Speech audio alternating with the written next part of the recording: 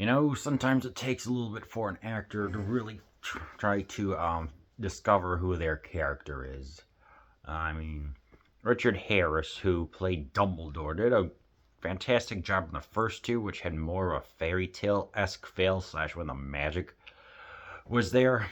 And he was in Gladiator 1, and he was also in Where Eagles Dare, the 1960s, early 70s war movie with, was that Richard Dreyfuss, I believe? And then Michael Gambon comes in the third one, and it takes a little bit for him to get used to because, it's like in the fourth book. Harry, just put your name in the Goblet of Fire. Harry, did you put your name in the Goblet of Fire? Dumbledore asked calmly. So meme-worthy.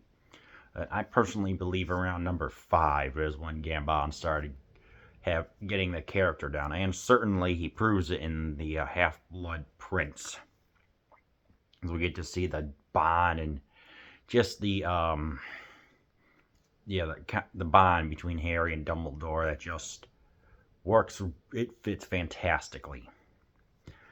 However, with this movie, I just think I feel so mixed about this one. Before I get to that, some stuff I forgot to mention, some other reviews. The guy who plays Victor Krum Stanislav, whatever his last name is nowadays, like, what is he, a nutrition expert or bodybuilder or something like that? So, you got, 232,000 followers on Instagram, acting on the side, you got a good life, more power to him.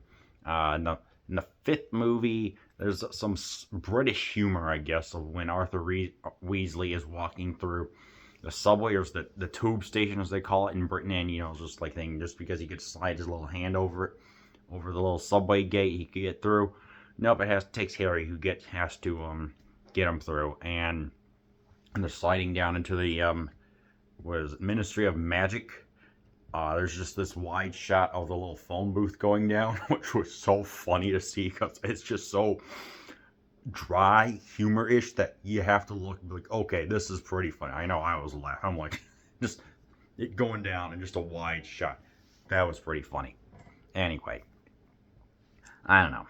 I just feel like this movie is. Alright, let's get the positives out of the way.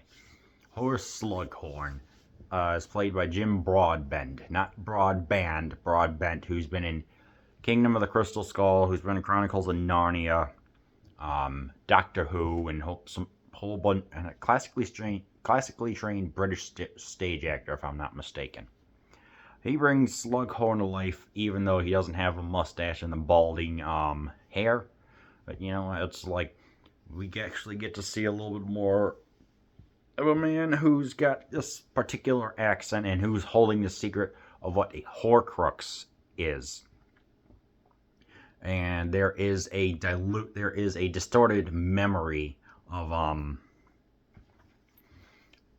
him giving knowledge of this magical artifact that could give a person immortality at the cost of billing someone. And he brings this character who's running away from all the Death Eaters trying to recruit him. Also brings a little bit of weight of happiness, sadness, subtle anger, but not like over the top screaming anger, and also vulnerability and sensitivity. And it's a truly fantastic job. And of course, Draco Malfoy. Tom Felton actually gets to show his acting chops. The best, and it's like he feels like he can't exactly carry a mission to try and bill Dumbledore, So we get to see him work with his vanishing cabinet, which I believe is a reference to the cabinet of Dr. Caligari. Anyway, it's like more facial features than anything else, which is just as important as dialogue. But this is more of a show don't tell aspect, as he was playing a prick in the past, but now we get to see him as like being entrusted with a massive task. Snape too gets Alan Alan Rickman as Severus Snape. He's like, do not fail me this time, Draco.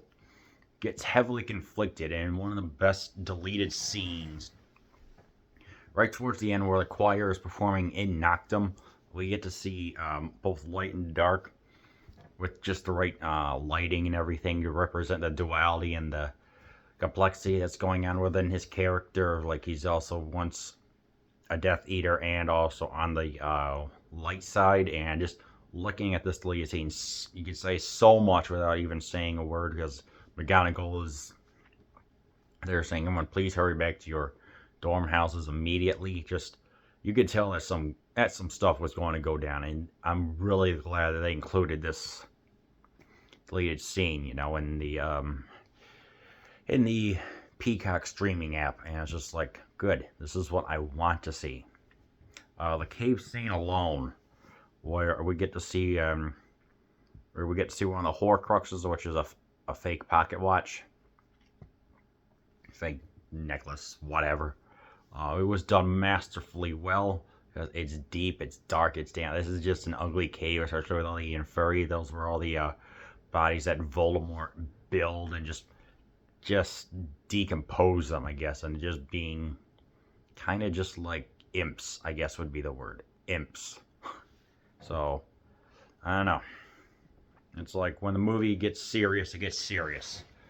But even Phileas Flitwick, who's played by Warwick Davis, he's even got the mustache and everything else. And it's just, all that is good. But, however, there's some, when the bad is bad, oh boy, is it bad. Let me explain this. The romance sucks, okay? In the previous movies, when we had Ginny Weasley, who was actually doing a dang good job at actually asserting herself, even telling everyone to shut up during the Quidditch tryouts. I think, was that earlier in the movie? Yes. That was great, and in the fifth one, she did take some charge. Bonnie Raitt was showing that she does not mess around, and in the book, she was having a little bit of fire and power with her. But here, the most memorable line is shoelace. I'm like, what? You did that, you devolved the character. It barely there chemistry between Potter and Weasley, and I'm like, why are you doing this? Why are you dedicating so much time to Lavender Brown, who was originally played by a couple black actresses, but then they brought in a person a different skin color, and I'm like, why? Just why? And there's just too much of it. There's just too much romance, and I can't believe I'm saying this, that the Goblet of Fire got right. I'm dead effing serious when I say that. I'm like, this was not needed. You really did not have this. You really could have reduced this down. Seriously could have reduced it. Maybe a little bit here and there. Because they did show what the love potion was like. Because there were two potions. There was Felix Felicis, Liquid Luck, and then there was also the love potion. I forgot the Latin name for it. It's pretty much a date rape drug. It really is. And that's what Tom Riddle's mother was doing to the Gaunt family. She was constantly supplying this love potion to this one Tom Riddle Sr. And then eventually when the mother discovered, hey, I want to see if this guy still loves me even without the love potion. Yeah, it's not going to work out well, because the book dedicated a large portion to Tom Riddle's past. And I myself have not read all of the sex book. If I did, it was a long time ago. And it just did not work out well. There was a lot of stuff. I mean, it's like the scenes that we have with, what was that, Ralph Fiennes' nephew or something, Hero Fiennes, whatever, does a good job at playing that. He has an unnatural dark quality about him that's shown through inside this orphanage. And then when they got the other kid to play the 16-year-old Tom Riddle, I'm like, okay, this is good right here. This is when you use the lighting to actually accentuate the darkness that's going on, because we're dealing with some dark stuff here. But again, when you cut out so much stuff of the past to make way for cheesy romances, I'm sorry, in a 2-hour and 30-minute movie, it sucks, okay? It just sucks. I'm like, we need to understand why Voldemort is such a villain that should be taken seriously, but he's barely even in there.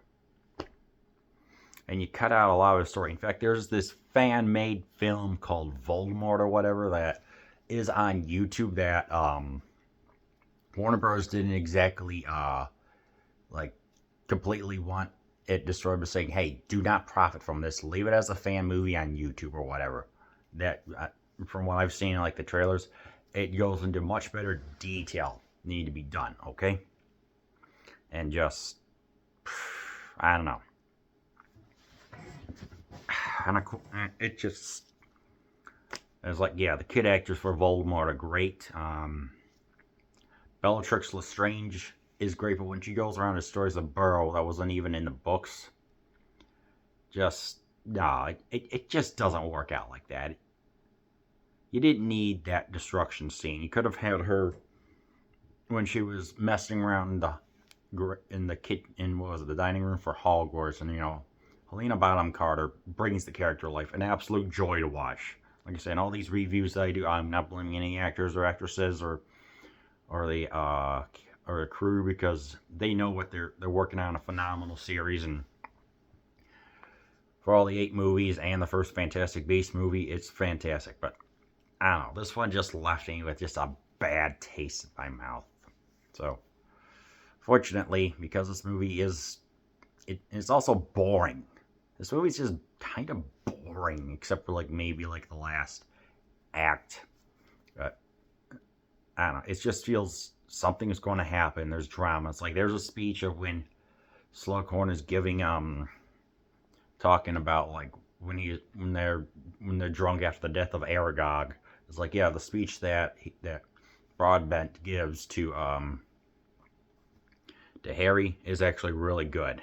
So, also at the same time, it was like Radcliffe was struggling with alcoholism because of all the fame that he was playing Harry Potter. So, he went through his little trials and tribulations. And I could tell he was not giving it all. Even Radcliffe was like, yeah, I could tell which scenes I were drunk, and I could tell there was a couple where he was. I'm just like, I don't know. But anyway, let's not be negative, Nancy. Funny piece of trivia.